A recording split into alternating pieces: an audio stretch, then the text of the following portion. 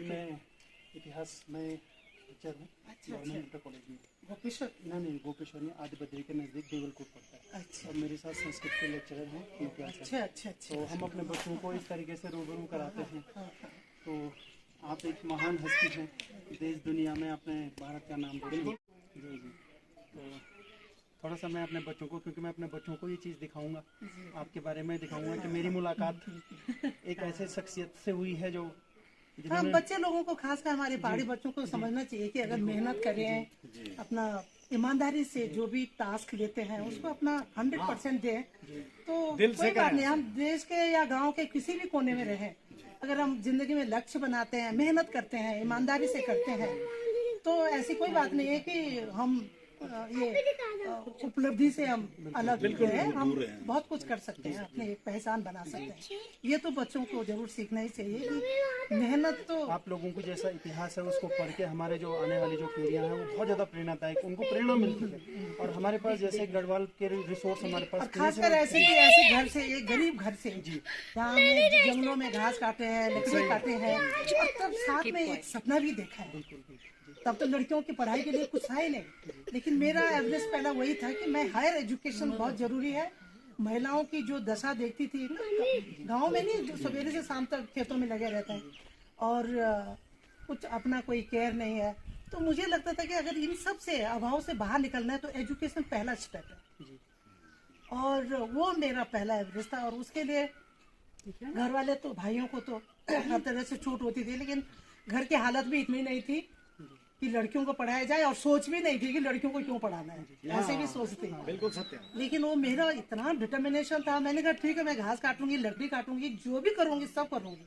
काम तो कोई छोटा बड़ा नहीं होता है, लेकिन साथ में मैं पढ़ाई करूंगी। स्कूल नहीं भेजोगे तो मैं प्राइवेट करूंगी। ये सोच थी, वो सोच की वजह से मैं आज जो आप सम्मान दे रहे हैं या जो भी है, तो ये अच्छी सोच थी। और मैंने घर में दिन में घर के जो काम होते हैं, जंगलों के काम, वो करने के बाद रात को मैं पढ़ाई करती थी और रटती थी। तब बिजली लाइट कुछ नहीं था। सही बात। मैं जो अभी भी मैं अपने को विजुलाइज करती हूँ, मैं देखती हूँ कि मैं किताब लेके पढ़ रही हूँ दरवाजे के पास में, ताकि रात को तो लाइट नहीं है, और ये तमाम चीज़ों के बीच में। तो ये बच्चों को जरूर सीखना चाहिए बिल्कुल कि मेहनत के बगैर। मुझे ऐसा थोड़ा अनुभूति हो रही कि लगभग 1984 के टाइम आप माउंट एवरेस्ट की, 84 में माउंट एवरेस्ट की आपने देखी थी, तो थोड़ा सा आप अपना अनुभव साझा कीजिएगा, मुझे भी थोड़ा सा ज्ञान मिल असली जाएगा। अनुभव तो यही था कि वो सोच रखना, एक लक्ष्य बनाना और उस लक्ष्य का पीछा करना।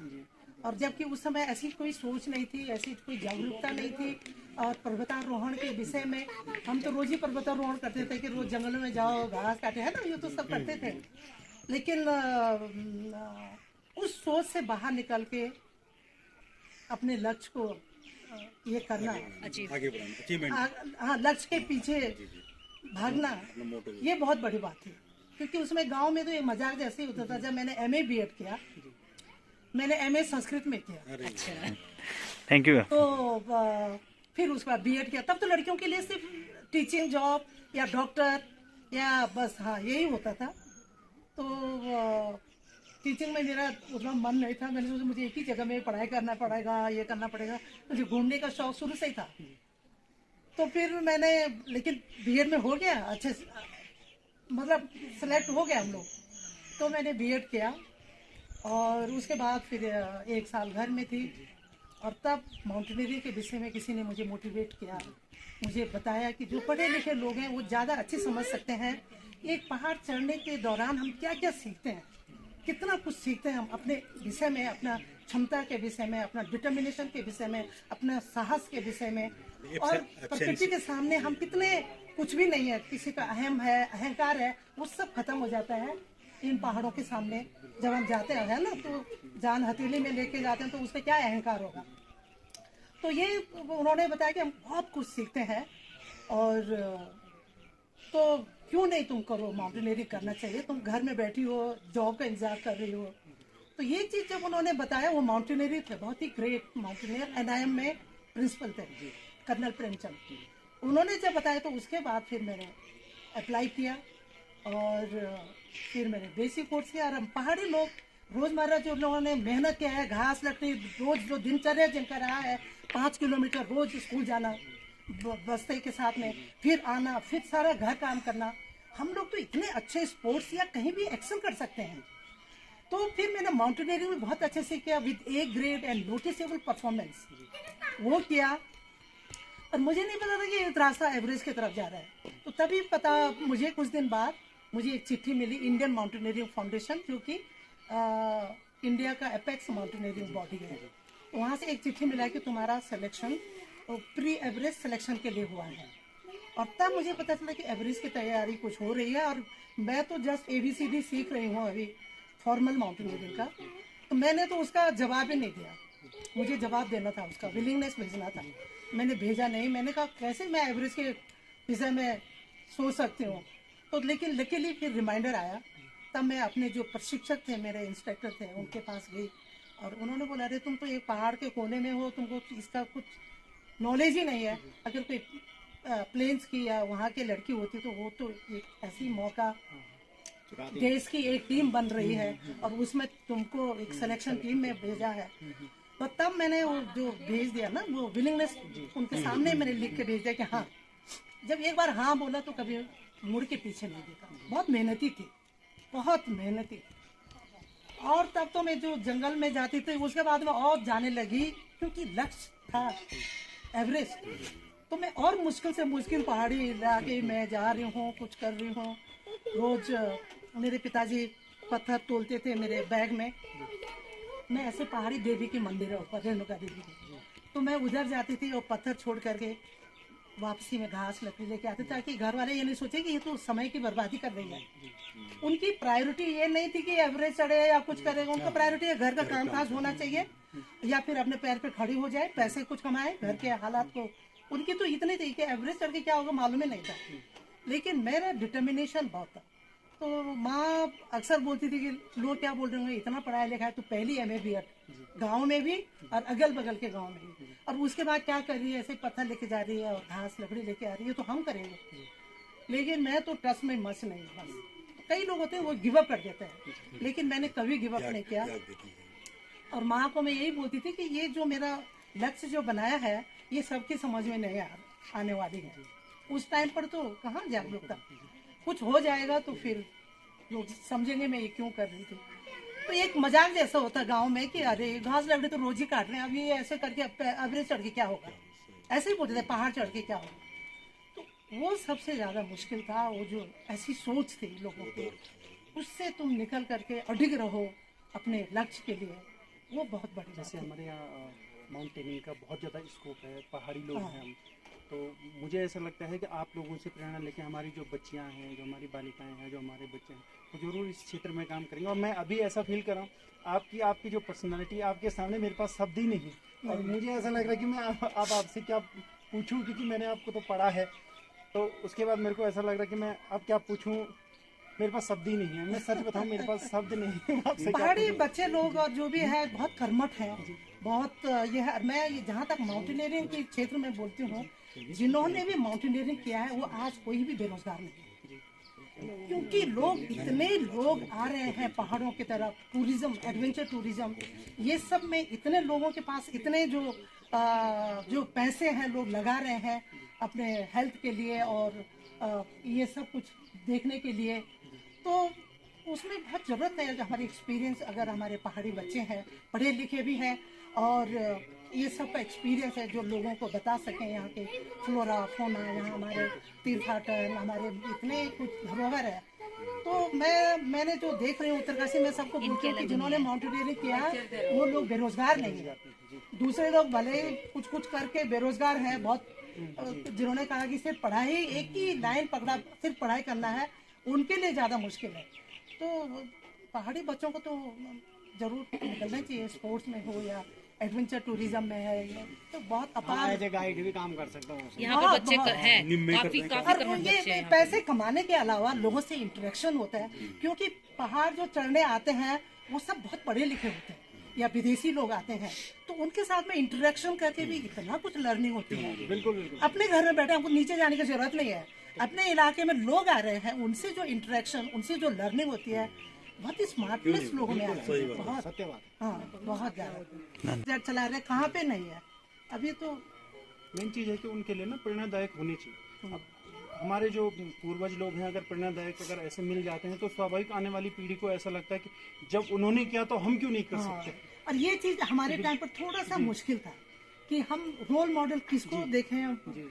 उस समय भारत की कोई महिला ने क्लाइम किया नहीं था, तो हमारे लिए ऐसा कोई रोल मॉडल भी ये था कि हाँ उन्होंने किया, उनको इतना कुछ हुआ, ये हुआ सो हुआ। इसीलिए तो तो आप फिर इतिहास तो जब खुद किया किसी को तो रास्ता निकालना ही था ना, मुश्किल हुआ लेकिन शुरू वालों को मुश्किल तो होती है। जब मैंने किया तो उसके बाद टाटा ने इतना बढ़िया जॉब किया, ये क्या वो किया, उससे लोगों को प्रेरणा मिली कि भाई भविष्य है इसमें, जो लोग ये करते हैं उनका बहुत एक सुखद भविष्य है। तो ऐसे ही प्रेरणादायक सही जो इतिहास बनाते हैं उन्हीं को ही दुनिया याद करती है। अब आप, क्योंकि हमारा तो जीवन है, जीवन एक दिन जरूर जीवन का अंत होना है, बिल्कुल, लेकिन इतिहास एक ऐसी चीज है जो आने वाली पीढ़ियों को हमेशा एक प्रेरणा देगी, हमेशा आप याद किए जाएंगे। हाँ, क्योंकि और आपका यही तो सोच जो प्रयास है। आप बोल रहे हैं इसलिए मैं लगातार करती रही। ऐसा नहीं कि एवरेज करके मैं बैठ गई और ग्लोरीफाई करती रही जो है, लगातार फिर मैं एक महिलाओं की टीम लेके एवरेज गई। मैंने सोचा ये मेरी जिम्मेदारी है, मुझे लीडरशिप देना, मुझे नेतृत्व करना है, क्योंकि जो मुश्किलें मुझे हुई यहाँ तक आने में वो दूसरों को न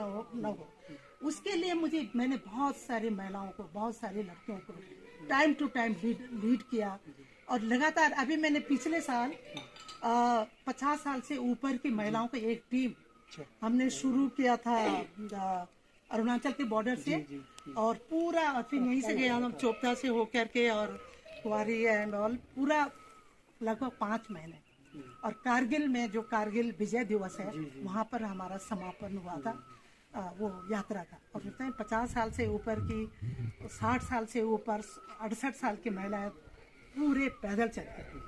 तो यही एक जिम्मेदारी आती है, आपको लोगों ने इतना प्यार दिया, देश ने अवार्ड दिया, रिवॉर्ड दिया, तो उसके साथ बड़ी जिम्मेदारी आती है। और मैंने वो जिम्मेदारी बहुत बखूबी से निभाया कि मुझे बच्चे लोग स्कूल में पढ़ते हैं, इतने बच्चे चिट्ठी लिखते हैं, मैं जब जहाँ होती हूँ सब कुछ मेरा स्केच बना के पहाड़ बनाते हैं, वहाँ चल रही हूँ मैं ऐसे बना के, तब मेरी और ज़्यादा मेरे अंदर से आती है कि वो जो मुझे पढ़ रहे हैं वो उनको जरूर ये सोचिए कि मैं जिनके विषय में पढ़ रहा हूँ देखो वो अभी भी इतना कुछ कर रहे हैं, ताकि उनको मोटिवेशन हो, प्रेरणा हो। 26,000 हुआ थे तो बहुत फटीक, बहुत प्रॉब्लम हो रहा था।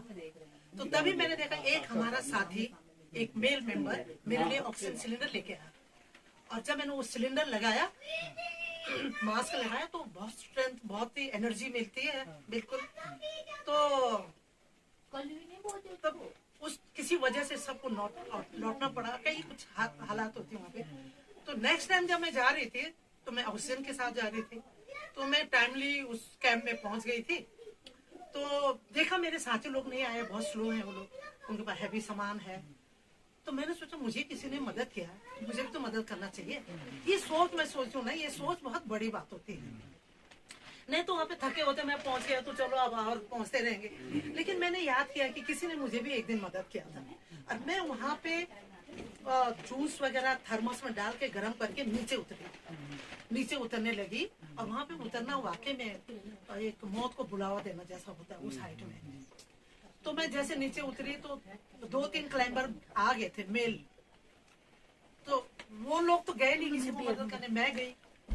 वो लोग नाराज हो गए क्योंकि लड़के बैठे रहे और मैं एक लड़की हूँ के मैं किसी की मदद के लिए जा रही हूँ। तो मैं नीचे गई, उनको चाय पानी पिलाया, फिर हम ऊपर आए। अब दूसरे दिन मैंने उनके साथ ही जाना था समिट चोटी। उन्होंने बोला नहीं हम नहीं जाएंगे बच्चन जी को साथ में। बच्चन जी कल लोगों को मदद करने क्यों गई, क्योंकि उनकी शर्मिंदा हो गई ना, वो बैठे रहे और एक लड़की होकर मैं नीचे गई ऐसे डेथ जोन में। तो उनको ये लग गई, बहुत ईगो हर्ट हो गया बहुत ही बैडली। और हमारे लीडर ने भी बहुत डांट पड़ी कि बछिंद्री अकेली नीचे गई और तुम लोग क्या कर रहे हो वहाँ पे बैठ के, ऐसा कुछ बहुत ये हुआ। अगर बछिंद्री को कुछ हो गया तो तुमको हम ये करेंगे, ऐसा बोल दिया लीडर ने। उस समय तो उस हाइट में तो डरे हुए तो थे, और पूरा एक्सपेडिशन का दारमदार था कि एक महिला का जाने का उद्देश्य है, तो अब नहीं हो पाएगा, तो ये उद्देश्य नहीं प्राप्त होगा। तो दूसरे दिन वो एकदम मना कर दिया देखिए कि, और उनके पास ही रस्सी थी जिसमें हमने रोप अप होके जाता था। और दूसरे दिन तब तक, ये तो खैर लंबी कहानी है एक बहुत, और जब जा रहे थे तो उन्होंने वो रस्सी नहीं दी, तो हम विदाउट रोप अप इतना विदाउट रोप अप जा रहे थे, That is one step wrong, तो कोई तुमको हाथ पकड़ के चले गए नीचे। हाँ, लेकिन वो बाद में आए, फिर वो रस्सी जब हम पहुंच ही गए तो ऑलमोस्ट तब उन्होंने वो रस्सी दिया। तो मुझे बहुत डरी थी मैं वापसी में, मतलब मैं सोचती थी पता नहीं सेफ रिटर्न होगा कि नहीं होगा, क्योंकि जब जाते समय ऐसे हालात से जा रहे थे, लेकिन जब वापस आए तब तो स्नो सॉफ्ट हो गया, तो शायद अंदर जाता तो भीड़ पड़ता है। तब आप बहुत ही कंसंट्रेट करके कि एक स्टेप गलत तो लगता है उनके जैसे ही हो जाएगा जो लोगों के बॉडी पड़े हैं वहाँ पे। और हमेशा चढ़ तो जाते हैं लेकिन वापसी का डर हमेशा होता है, क्योंकि ज्यादातर एक्सीडेंट डिसेंडिंग में ही होता है, क्योंकि नीचे वो ग्रेविटेशनल फोर्स, थके भी है, खुशी भी है, हम टॉप करके आए या जो भी है, उसमें जो एक्साइटमेंट है, फटीक है, ये बहुत सारे फैक्टर्स, वो ग्रेविटेशनल फोर्स है, तो एक स्टेप वैसे ही बॉडी अपने आप जाते हैं अंदर नीचे की तरफ।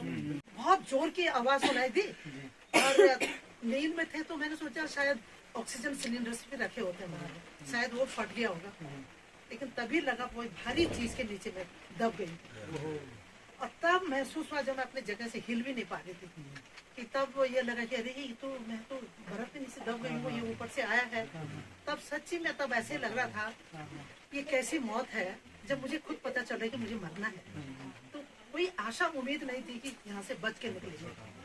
और तो मुझे ये भी नहीं पता था मेरे टेंट में एक और भी क्लाइंबर सोया है, तो उसने उसके सबके पास नाइफ चाकू होती है, स्विस नाइफ सबको शो होती है वो, उसने वो टेंट को काटा, बाहर निकला, फिर मेरा हाथ खींचा, तो मुझे लग रहा था हाथ निकल जाएगा, लेकिन मेरा बॉडी निकलने वाला नहीं, इतना बर्फ के बड़े बड़े ब्लॉक्स, मरे नहीं कोई बस। तो उसने बुद्ध पूर्णिमा के रात 15 तारीख तक बुद्ध पूर्णिमा, उसने इस बार तो अभी 5 तारीख को बुद्ध पूर्णिमा है, बड़ी याद आती मुझे बुद्ध पूर्णिमा। आपकी टीम में टोटल कितने लोग थे उस समय? 20 लोग थे, 20 लोग। Leader, 2 leader, deputy leader, doctor, 7 महिलाएं थी और बाकी मेल मेंबर्स थे। एंड एम एंड ऑब्जेक्टिव था कि भारतीय महिला भी एवरेस्ट की चोटी तक पहुंचे। टोटल टाइम कितना लगा होगा उसमें? 3 महीने लगा, दिल्ली टू दिल्ली। दिल्ली टू दिल्ली जाना फिर हाँ, कितने दिन बर्फ में रहे आप लोग? करीब 2 महीने तो बर्फ में, 2 महीने अप डाउन एक्लिमेटाइज पूरा करना पड़ता है ना, फिजियोलॉजिकल चेंजेज जो होती है। हाँ हाँ हाँ। जैसे कि लंच आ जाता है तो आपको फिर मूवमेंट करना होता होगा, जैसे कि सबसे पहले तो कोशिश करते हैं कि कोई भी चोटी का जो रूट है वो ऐसे हो, एक बार लक्ष्य बन गया तो फिर तो उसके बाद लेकिन जब करके आए इतना मान सम्मान ये सब कुछ हुआ, तो उससे प्रेरणा तो मिलती है लोगों को। उसके बाद मैंने एक एवरेस्ट एक्सपीडिशन लीड किया था 93 में, और उसमें कितने हो गए, 1 2 3 4 5 6 7 तो उत्तरकाशी जिले से थे, और मेरे गांव से मामा की बेटी, इसकी छोटी बहन, हाँ वो थी एवरेस्ट में, और एक मेरे गांव से एक सविता, वो थी, हाँ एक सरला। ये इसलिए नहीं थी टीम में कि मेरे रिश्तेदार है, इसलिए नहीं, अपने बलबूते पर सिलेक्शन हुआ प्रॉपर, और तब जाके वो लोग टीम में थे, उत्तरकाशी से थे। तो ये चीज होती, तो ये कोई कर लेते हैं, जब देखते हैं तो उसे दूसरों को प्रेरणा तो जरूर मिलती है। और उसके बाद तो मैंने बहुत सारे एक्सपीडिशन लीड किए, हरिद्वार से कलकत्ता राफ्टिंग करके गई। अच्छा, आपने राफ्टिंग भी की? हरिद्वार से कलकत्ता। फिर मैंने अभी 2018 में मिशन गंगे करके किया, पूरा क्लीनिंग किया, मोदी जी ने बुलाया हमको, सामने बिठाया और उन्होंने बहुत सारी बातें बोली। और मोदी जी की सबसे बड़ी बात तो बिल्कुल ऐसा लगता है जैसे घर की मुखिया है, वो सारा कुछ इतनी याद है। तो मेरे जितने कोई नहीं रहते होंगे तो गाँव में, तो अब मैंने कहा अब वहाँ पे उस घर को थोड़ा बना के बनाएंगे, मेरे दोस्त लोग भी आएंगे, रहेंगे, सबको अच्छा लगता है गाँव। नहीं नहीं क्या होता नहीं नहीं जो उत्तरकाशी में प्रॉपर गांव का नाम क्या है? नाकुरी। नाकुरी। नाकुरी कुछ नहीं है। हाँ, जितना स्ट्रगल है, या जो मैं तो ये सोचती हूँ कि मैंने गरीबी में हमने बहुत सीखा। गरीबी में सीख करके ही हमको एक अब आगे में जो है हर विषम परिस्थितियों में खड़े होने का, तो वो स्ट्रगल में सीखता है, गरीबी में इंसान सीखता है बहुत। हाँ, उसमें आगे बढ़ने का ना। फिर रात को लोग आए ऊपर, हमको एक रेस्क्यू टीम आई, तो सबको नीचे लेके गए, और जिसका टांग में चोट आई थी उसको तो स्लीपिंग बैग में लपेट के खींच के ऐसा करके वहां से नीचे उतरना भी तो इतना मुश्किल है, उसको उतारा। फिर हमारे लीडर थे नीचे में, तब उन्होंने पूछा कि अब क्या करना है, एक एक को पूछा। जिनको चोट लगी थी उनको तो हेलीकॉप्टर से काठमांडू चले गए, लेकिन कुछ लोग थे जिनको सदमा तो लगता ही है ना, ऐसे में कि क्या इसमें मर भी सकते थे, ऐसा तो आता ही ख्याल। तो कुछ लोगों ने एकदम ये डिसीजन लिया कि नहीं, हम वापस जाते हैं, भले चोट नहीं लगी थी। बोला नहीं। और जब मुझे पूछा तो मैं बड़ी पॉजिटिव थी, मैंने सोचा जब यहाँ से निकल के भगवान ने मुझे बचा दिया, इसका मतलब मुझे जरूर इसीलिए बचाया होगा कि मौत के जबड़े से निकाल करके। और फिर माँ पिताजी लोग अक्सर बोलते थे, जब बुरा कुछ होता तो बोलते चल बुरा ग्रह टल गया, इससे भी बड़ी पॉजिटिविटी आती है जिंदगी में। जो माँ पिताजी सिखाते हैं ना, हम लोग सीखते हैं, तो कुछ कुछ बातें याद रहती हैं। तो मैंने जब लीडर ने पूछा तो मैंने कहा सर अगर मौका मिले तो मैं, ये मेरा टर्निंग पॉइंट था मेरा सक्सेसफुल। उस समय मैं हिम्मत हार जाती तो मैं आज यहाँ पे नहीं होती। तो लेकिन तभी भी मैं पॉजिटिव रही, और वो डिसीजन लेना, सही डिसीजन लेना, सही टाइम पर, क्रिटिकल टाइम पर सही डिसीजन लेना, जिंदगी इंसान का पूरा चेंज कर देते हैं। और बस सब लोग वापस गए, मैं वहीं रही, फिर नई टीम, कुछ लोग नीचे से फिर ऊपर आए, फिर दूसरी बार गया। तो मैं तो तब नौकरी लगी थी मेरी टाटा में, और उन्होंने मुझे 10,000 एडवांस दिया, तो उसमें 10,000 बहुत कुछ था 84 में। और लोगों के पास तो अच्छे कैमरा वगैरह, मेरे पास ऐसा कुछ भी नहीं था। तो जब लोग देख रहे थे, वो बर्फ के नीचे खोद के देख रहे थे किसी का अपना कैमरा, कोई कीमती चीज, और मैं भी देख रही थी क्योंकि मैं दुर्गा की मूर्ति माँ ने दिया। अच्छा, दुर्गा की मूर्ति दी थी ना, वो पीतल की, पीतल वाली, घर में पूजा करके तो वो दिया था। तो मैं भी ढूंढ रही थी बर्फ के नीचे, लेकिन लोगों को नहीं बताया, मैं तो लोग हंसेंगे, बोलेंगे अरे। तो मैंने जब देखा अपने रक्षक के पॉकेट में देखा, जब वो मूर्ति का मुझे एहसास हुआ ना, तो मुझे लगा मुझे खोया हुआ मेरी शक्ति सब मुझे वापस मिली, इतनी स्ट्रेंथ मिलती है। बोलते ना harder the journey nearer to the gods, वाकई में उस समय वही तुमको इतनी ताकत देती है अंदर से। मैंने वो पापा मंदिर गए बाबा, मैंने कहा मुझे मंदिर चले गए पापा, मिल गया है जो मेरी शक्ति जो है। हाँ, और बाद में मैंने उस मूर्ति को और हनुमान चालीसा भी थी साथ में, दोनों को ऊपर में टॉप में प्लेस पापा किया। मंदिर गए यार। आपकी बातों को सुनकर मैं तो भावुक हो रहा हूँ। मैं वहाँ अपने आप को फील कर रहा हूँ कि मैं वहाँ फिर बस ऊपर में माँ पिताजी को याद किया, मैंने कहा उनका ही अच्छे कर्म, अच्छी संस्कार, अच्छा ये था जो ये किया। और घर से जब भी आते थे, ये लोगों के जो भी आते होंगे, लेकिन हमारे घर से तो हरियाली और उसपे चावल के दाने और सिंदूर चिट्ठी के साथ, ये लोग ना वो सब, मेरा लिफाफा सबसे मोटा होता था, उसमें ये सब कुछ होता था। तो ये सब कुछ हाँ।